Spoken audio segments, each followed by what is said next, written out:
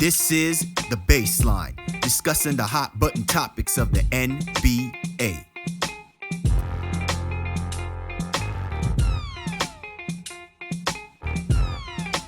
Welcome, everybody. You're tuned to The Baseline. Callie Warren Shaw discussing the hot button topics of the NBA. It's that time of the year.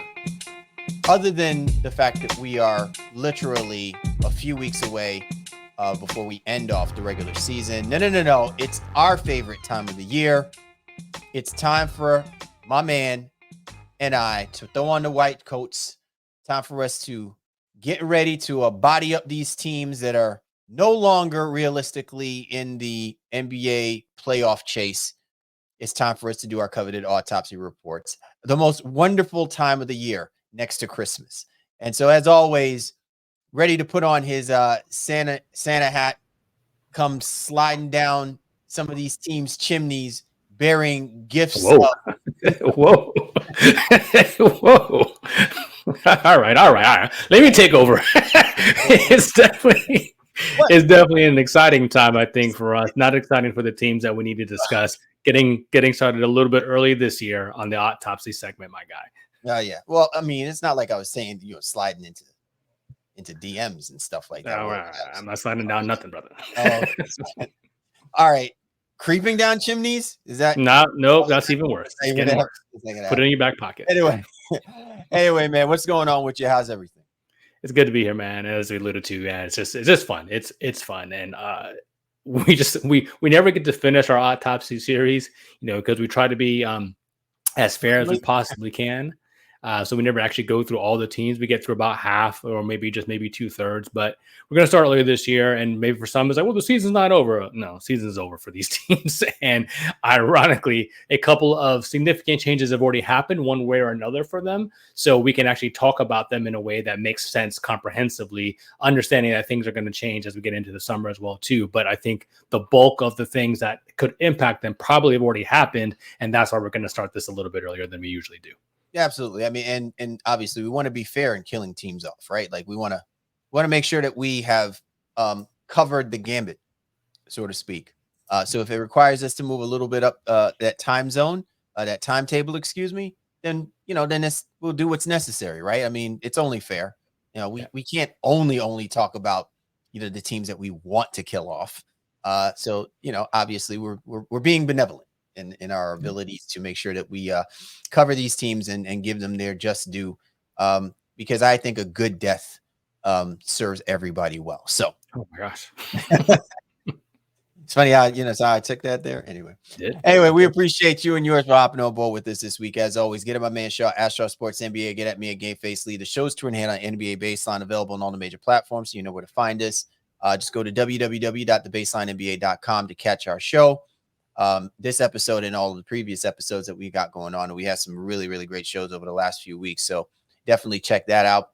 Also, if you catch us on YouTube and you see us with the blue and white logo, that means that you are rocking with the 19 Media Group family. So be sure to go to www.19mediagroup.com, not just to check out our show, but the family of great shows and content creators that are out there producing some really, really good stuff out there for you guys to listen to. It's a great time of the year, man. Time for you to get outside. Spring is very close by. So I'm sure you want to get out, do a little power walking, maybe do some running. And while you're doing it, listen to the 19 Media Group shows that's available, and get yourself tuned in with everything that's going on. And also, we just have some great people out there putting out some awesome content. So be sure to check that out.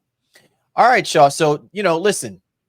In most cases, when we typically try to do our autopsy reports, we probably put some nice little theme music in there.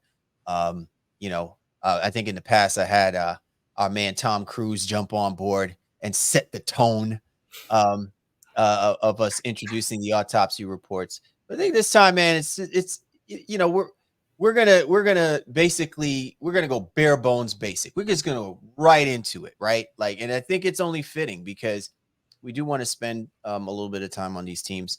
This week, we're going to be talking about the Washington Wizards and the Detroit Pistons.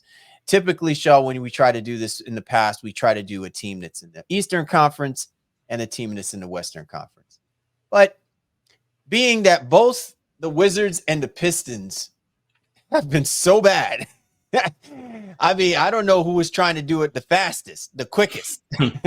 But you know, if they did everything they possibly could to off themselves at the earliest time possible. So I think it's only fitting that we make time for the Wizards and for the Pistons. So let's get right into it. Let's start talking about the Washington Wizards, Shaw. As we speak, they continue to rack up L's. They've shown some signs, you know, that they are obviously a competitive basketball team.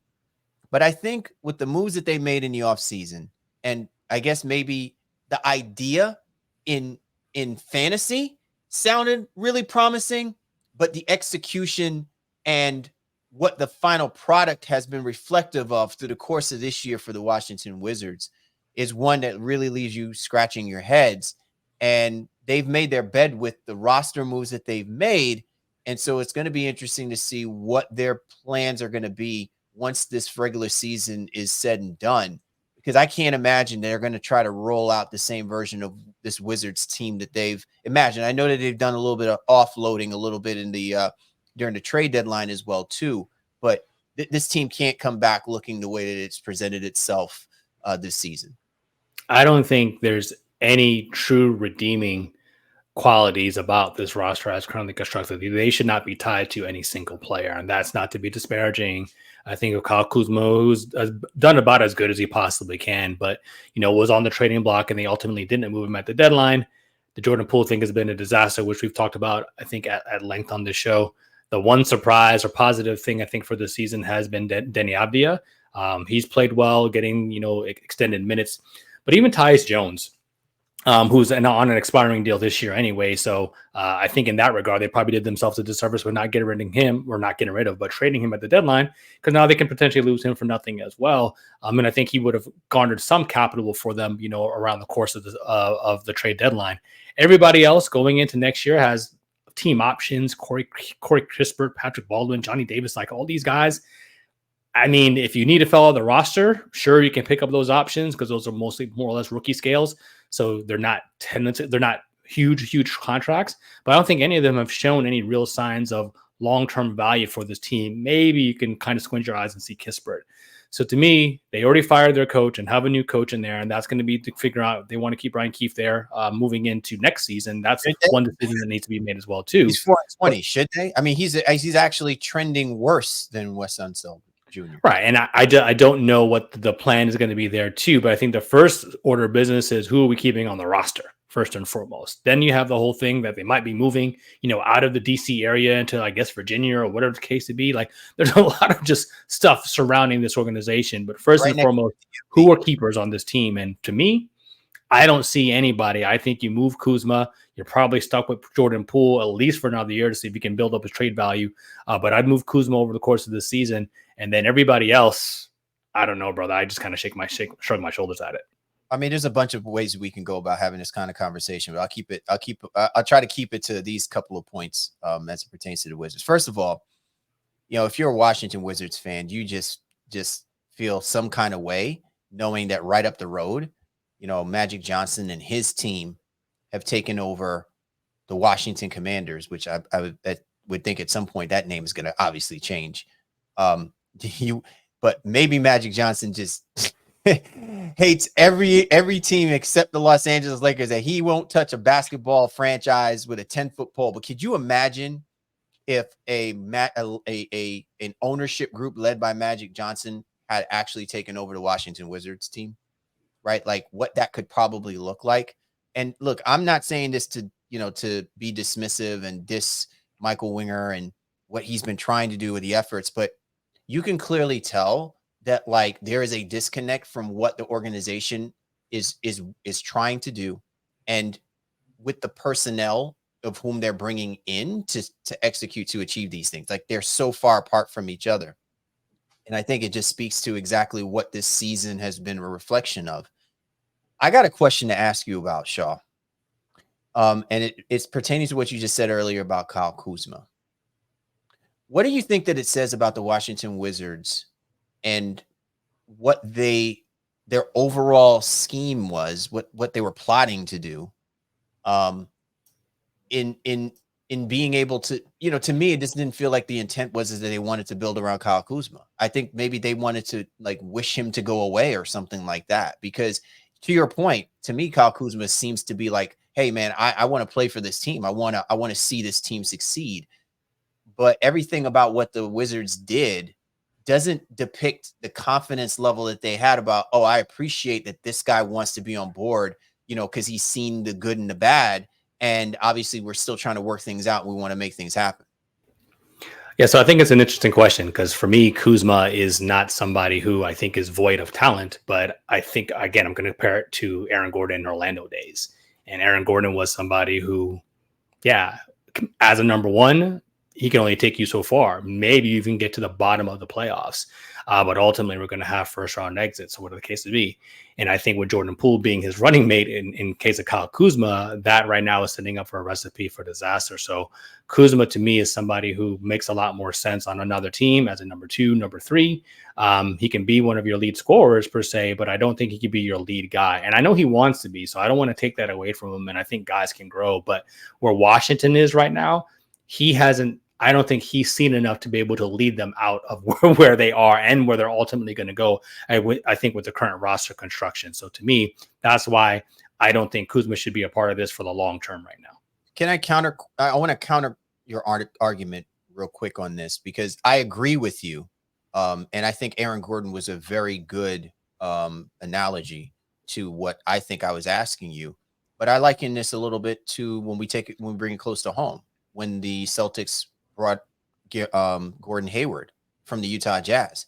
I never thought Gordon Hayward was a number 1 guy, but I thought he was a building block. I thought that having a guy with some sense of professionalism and knows how to, execute, score the basketball, play within a particular system, I think was great for Brad Stevens and what needed to happen as they started to draft the younger talent.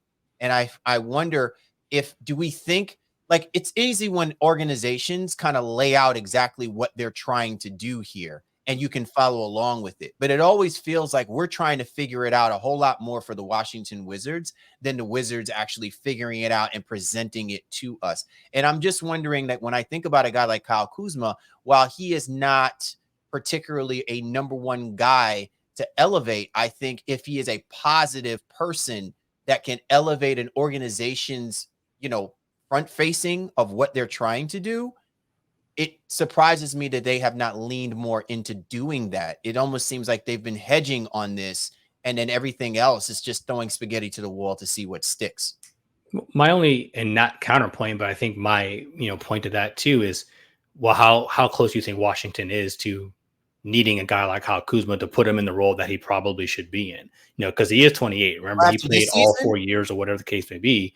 So in general, how close are they to getting that, right? And I think if you are looking at where you are going to be a team that doesn't even amass close to 20 wins this season, then you're probably significantly far apart, even if Jordan Poole were to find himself next year.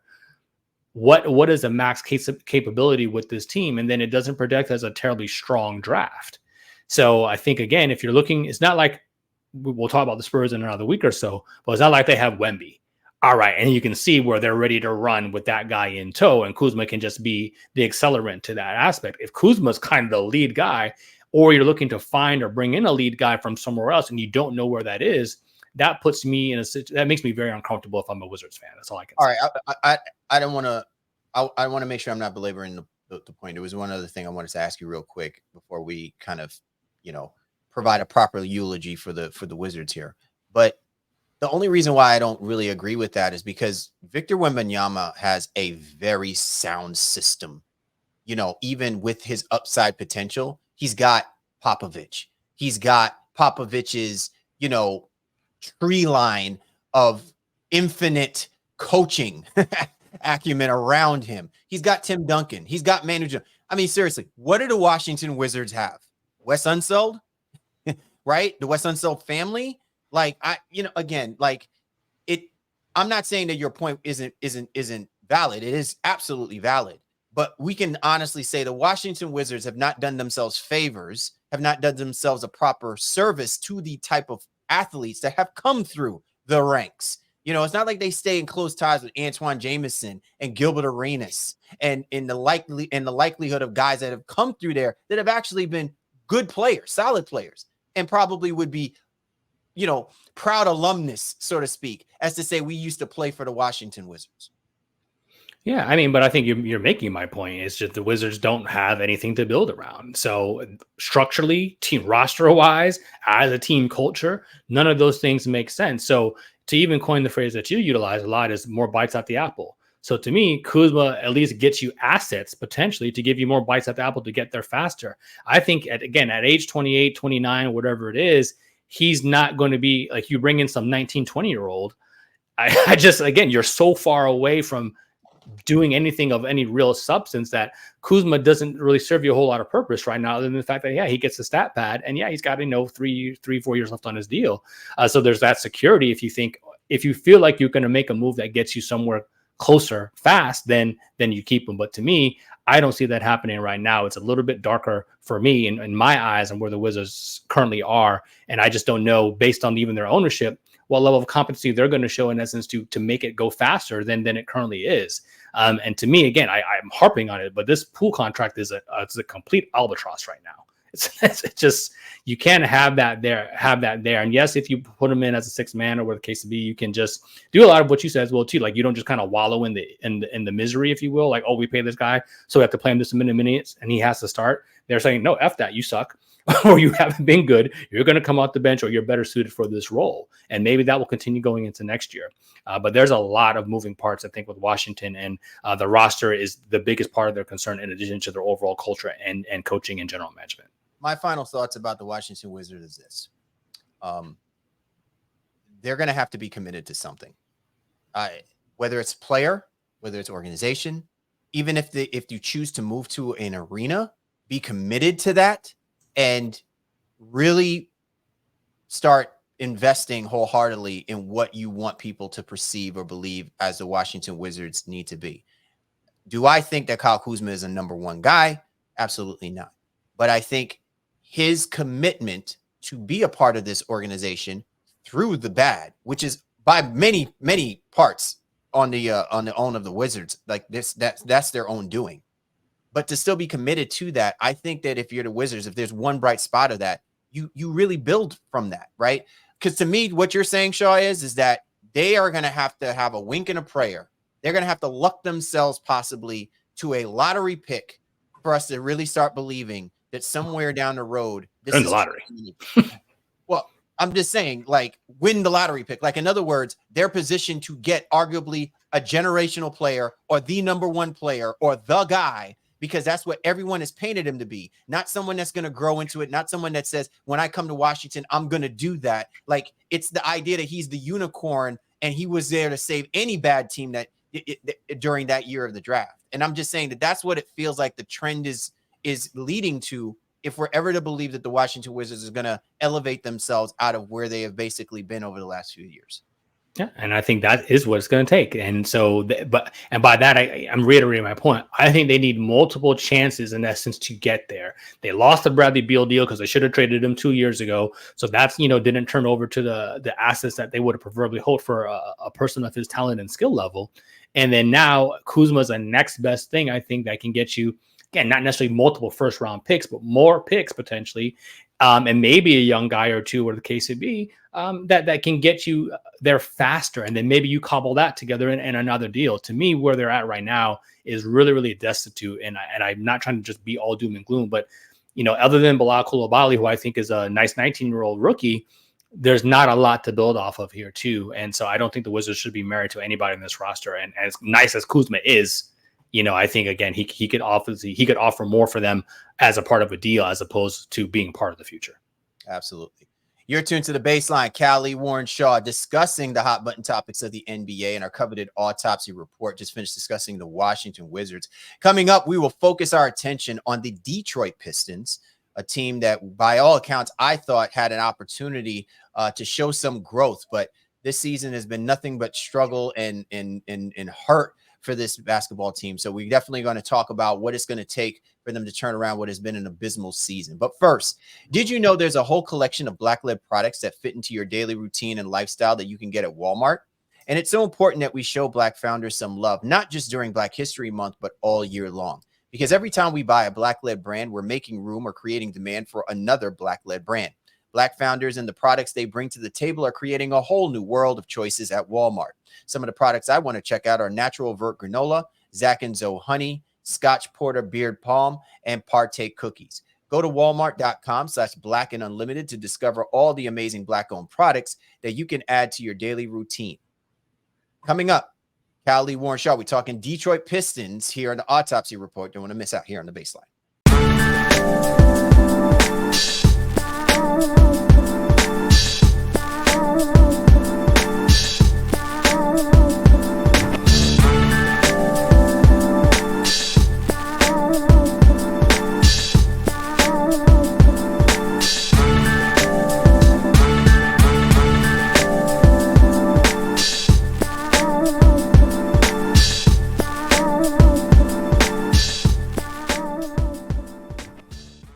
Callie Warren Shaw, Baseline NBA podcast, and we are doing our autopsy report, and time now for us to discuss the Detroit Pistons.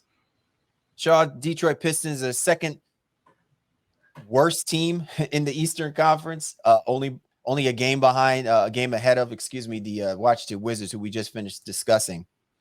And I guess to me, I'm more shocked when I think about this, that, when they brought in Monty Williams is to coach this basketball team. I probably maybe, had pie in the sky thinking that, like, okay, he's going to instantly get these guys at least 4 or 5 additional wins just from his coaching alone. And I know the sentiment is that, hey, they didn't have Cade Cunningham because he was injured multiple times this season and he was gone for an extended period of time.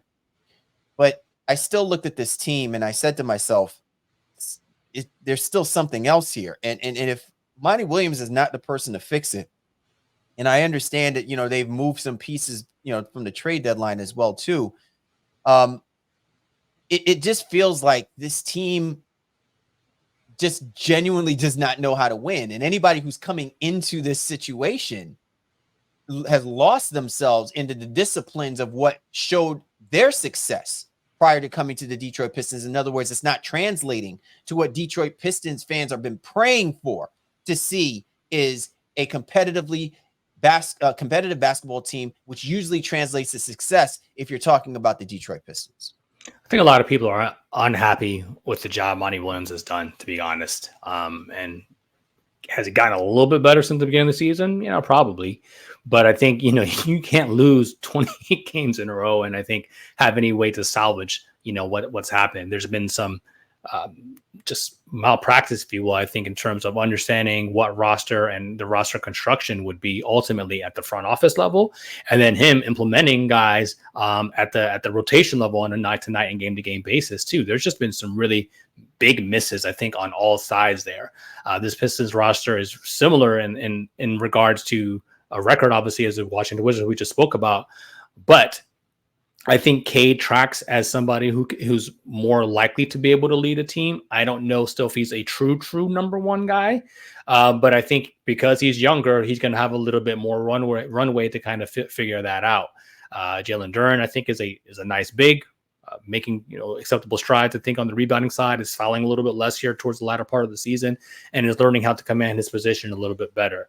The caveat to me here is Jaden Ivey and Thompson, Zaire Thompson, and those two young guys. What roles will they play in the rotation, not only now but more into the future, and what does the development look like if Cunningham and Duren are kind of like the linchpin pieces around this roster? Thompson, I think, started off really hot and really well, and then got lost in the rotation a little bit. And then Ivy was out of the rotation and then got put into the rotation and was playing well. So to me, those are two guys and two pieces that they still need to figure out exactly who they are and how they complement, I think, Duren and, more importantly, Cade Cunningham. Well, it's interesting that they have the luxury of trying to figure out those pieces, because it's obvious that neither of those pieces complement Cade Cunningham. I'm gonna go out on a limb, Sean. I'm gonna say that I believe that Cade Cunningham can be a number one. Now, whether that's a 1A, 1B, or just a lone number one, I think the jury is still out on that. But I feel like the space that the Detroit Pistons could possibly be in, barring that Monty Williams kind of, you know, does a true reassessment of where he did not succeed in at least his execution of changing that culture, of elevating the culture of the Detroit Pistons with the roster that he had. And I know part of it is politics by, having like Alec Burks and Bogdanovich, which I never felt like were complimentary guys, to what I've seen in a Monty Williams type system, but you still make it work however you need to.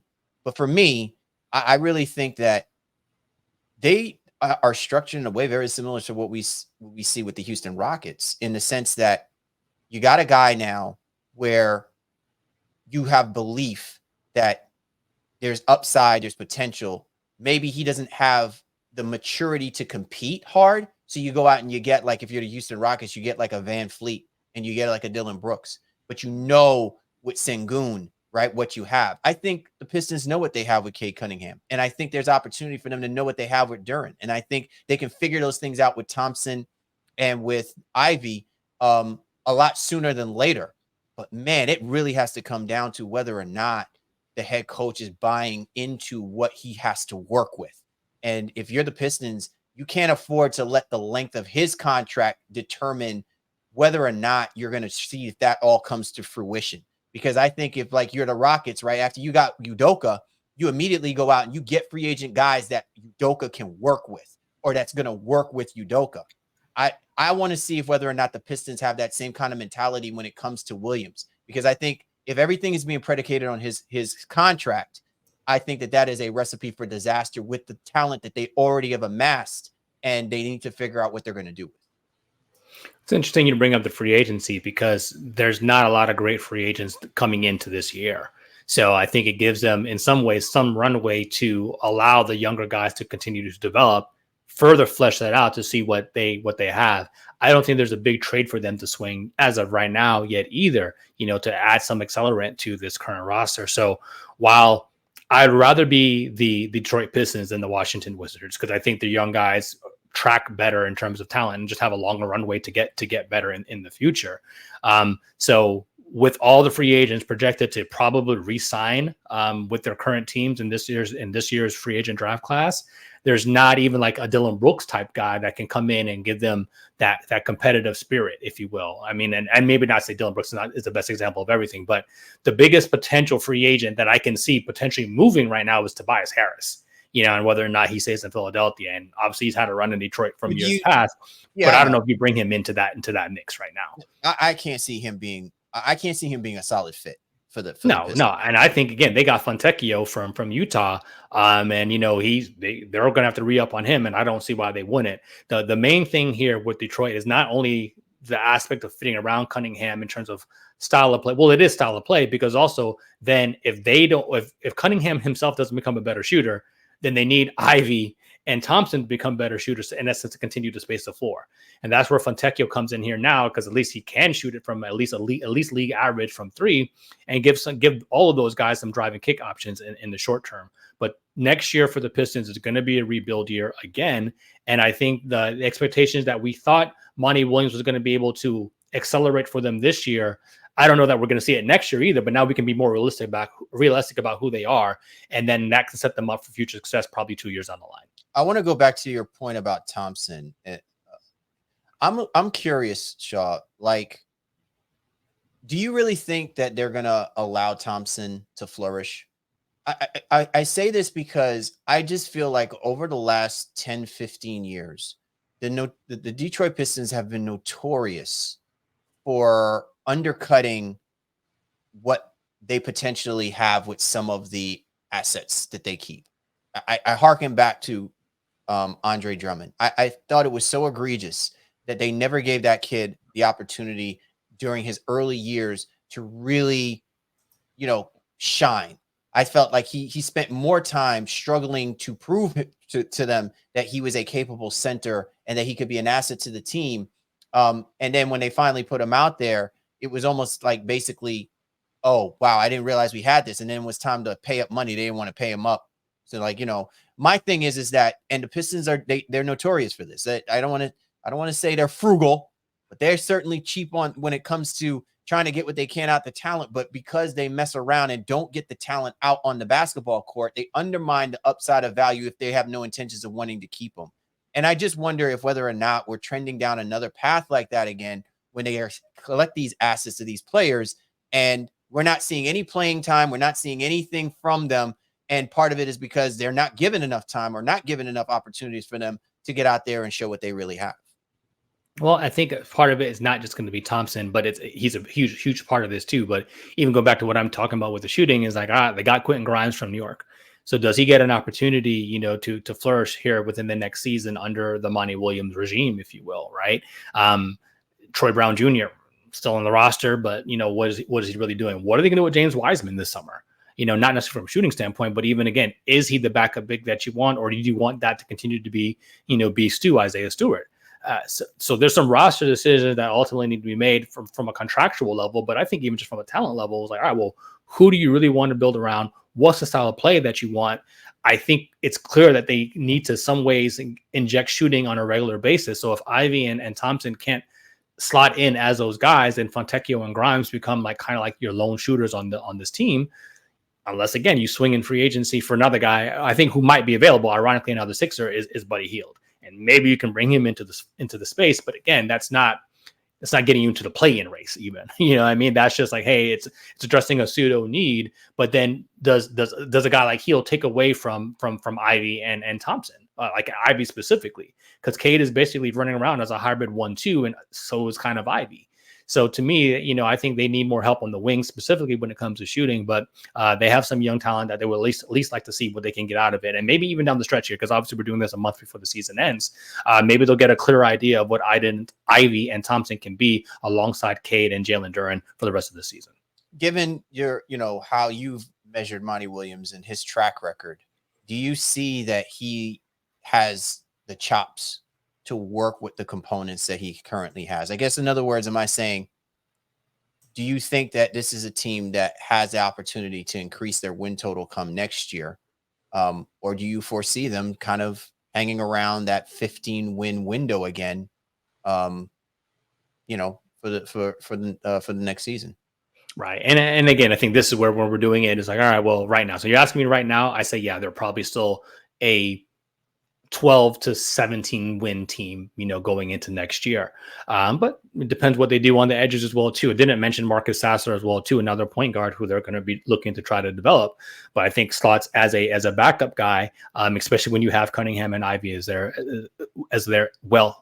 too. So to me, the Pistons, they have a lot more to figure out from the roster side of things. And I don't know that wins needs to be the ultimate conversation and decision that fuels what they do here. It's like, is the development and the evaluation of their current roster that's more important than anything else. And Monty Williams, I think he's lost some trust in the eye and the court of public perception, as they say, for what he is and what we thought he was. And so next year is that.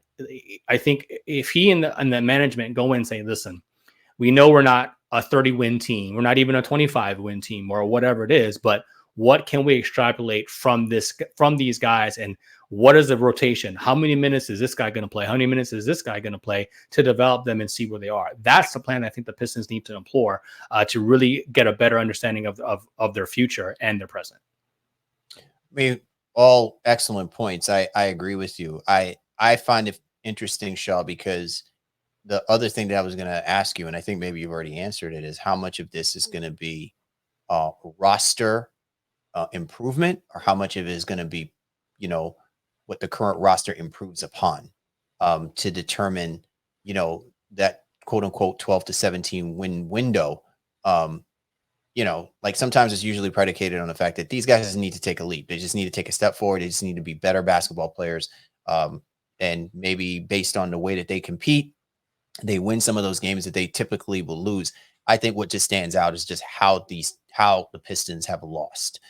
Some of the ugliest losses this year have been, at the feet of Monty Williams and the Pistons, right? Like, and I think that, to me, I think is where it's more concerning. Like, you usually have something to go for if they're competitive and they just don't know how to win basketball games, but they've had the brakes beaten off of them so many different times, and some of the games in and of itself has not been really competitive basketball games, which I think speaks more to either they're just not feeling the coach, or they don't understand what the coach is asking of them, that they know how to actually execute it on the basketball court. Am I off in that assessment of that? No, or I think that's spot on. And before we even close out on them, I think there's something that's going to be important to remember or to bring up, at least in terms of note. So right now they only have $82 million in committed salary going into next year. So we know the NBA changed the rules where you have to have the minimum salary going into the season. You can't wait until the trade deadline to get there. So what do the Pistons do now with some of their free agent guys?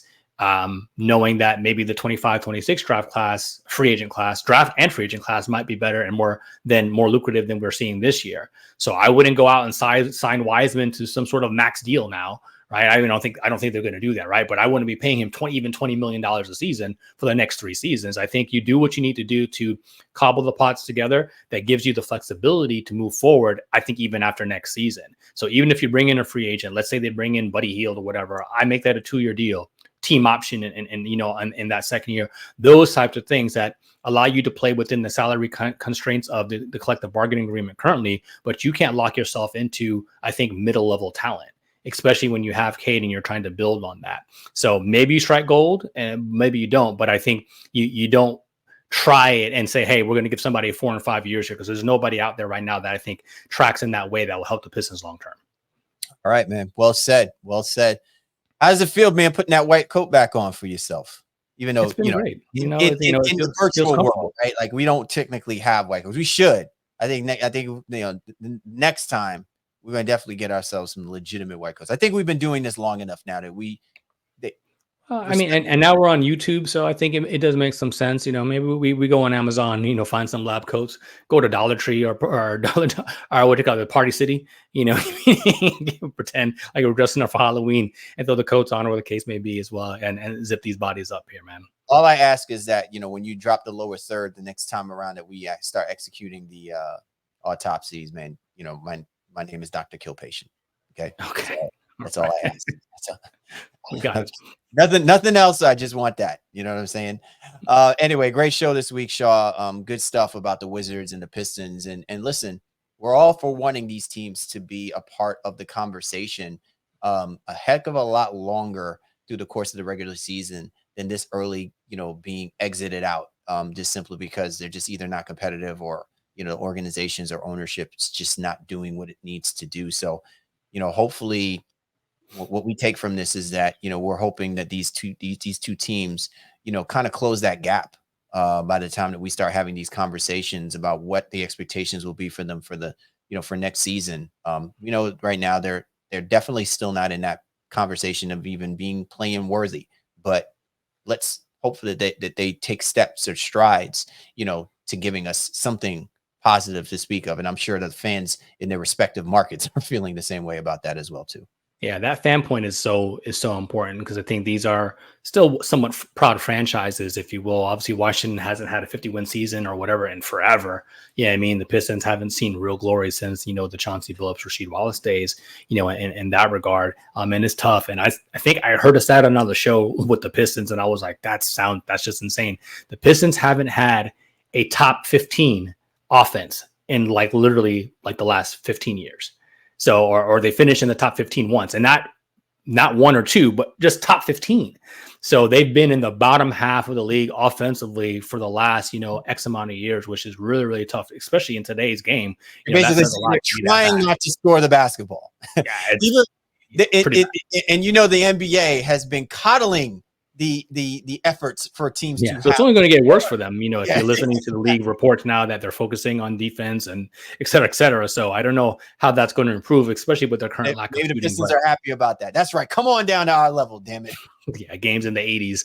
But these, again, two proud franchises that we both want to see better for. And I think, there's an opportunity, but they are going to have to build smartly, and not just can't make too many more mistakes that they have, I think, as we've seen here in the last couple of seasons. Absolutely. Once again, man, we appreciate everybody for hopping on board with us this week for the Baseline. Callie, Warren, Shaw, we appreciate you guys. Be sure to check us out. Catch us at NBA Baseline, at NBA Baseline or my man Shaw at Shaw Sports NBA, and me at Game Face Lee. Let us know what you think about where the Pistons and where the Wizards are. You know, feel free to drop some thoughts and comments, man. We would love to hear from you. Once again, Cal Lee, Warren Shaw, the Baseline. We appreciate you guys. You know we do. We'll catch up with you next time.